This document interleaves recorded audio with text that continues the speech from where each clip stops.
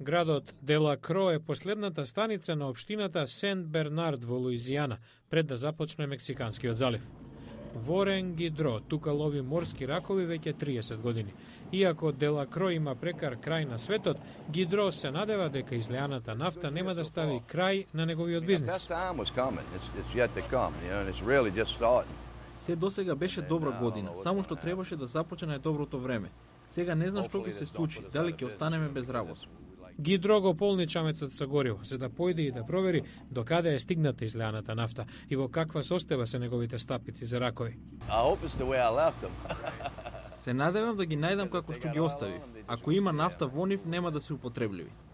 Властите веќе го забранија риболовот во областите погодени од еколошкиот инцидент, што е закана за риболовната сезона од која живеат стотици луѓе во заливот. Гидро ги проверува стапиците.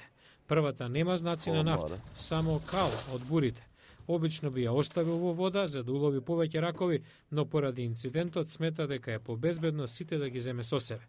Никој не знае како ќе се развива ситуацијата. Во нормално време овој улов би донел приход од $500, но забраната за риболов значи дека тој не може да се продава.